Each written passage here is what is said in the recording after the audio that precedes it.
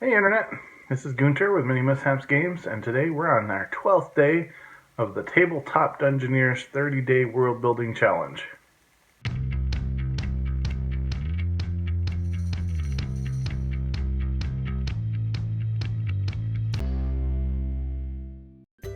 Day 12. Who opposes the biggest evils in your world? The players. Most of the high-level adventurers have retired from adventuring, so they kind of have left the Gather world to the next generation, which is the player characters of heroes. And so the biggest evils, the world is sort of at a resting place right now because there was just a huge battle with a team up of most of the world's recurring villains. So you had Yagzu, it was his castle where they gathered, and you had Garel, who had stolen the one of the big important crystals that gave his people the ability to survive. He's a dark elf, and he betrayed his whole people to steal this crystal. You had a time-traveling flame wizard, who, spoiler alert, is related to one of the player characters, but they don't know that, so if they watch this video, then sorry, spoiler alert.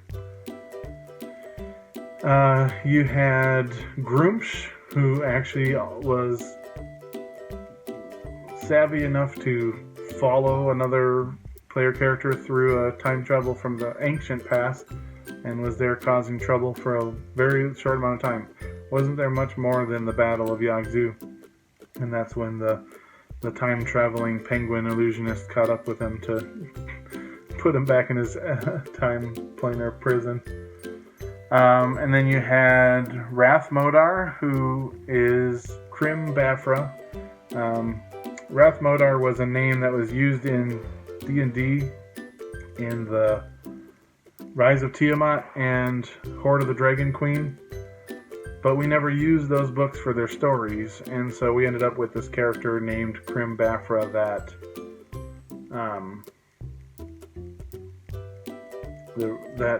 we used the name Rathmodar thinking we were going to do the stories.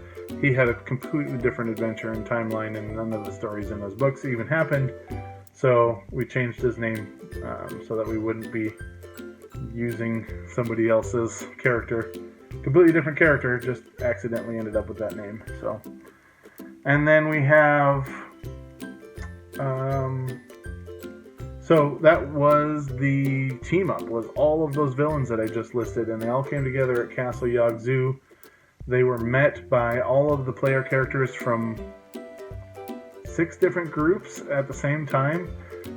So you had the adventuring parties, you had Nerd HQ, you had the second round of adventuring parties characters, you had a couple of groups where I go into the houses, you had all of the virtual adventuring players. All of them had their heroes there. One of the virtual adventurers marched up 20, had been gathering wizards for this occasion. 4 months, maybe 5 months of real time writing in virtual stories, recruiting these wizards, and they all gathered there. Another player character brought the Drow, the Dark Elves, who were in stasis, and he saved them from dying when Geralt stole that crystal that was keeping the whole city alive. And so he brought all of the Dark Elves to bear on the Neocap.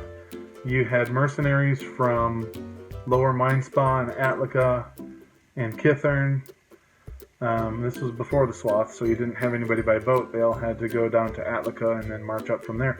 You had 2 ancient Egyptian immortals that were also recruited by a player character from their stasis from 2 iterations of the world ago.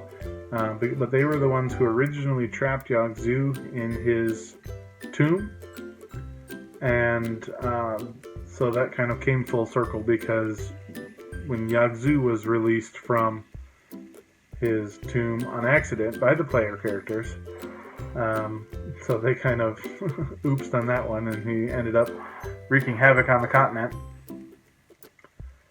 So you had these two other Egyptian immortals, and they were the ones that actually, their ritual cleared the Deadlands of all the toxic fumes. But really, yeah, it's kind of sources from everywhere. People from all different worlds, because of that sky portal, they can, and time travel and stasis, and people coming from other timelines and things. There's just really a ton of people on both sides, villains and the people that are fighting them.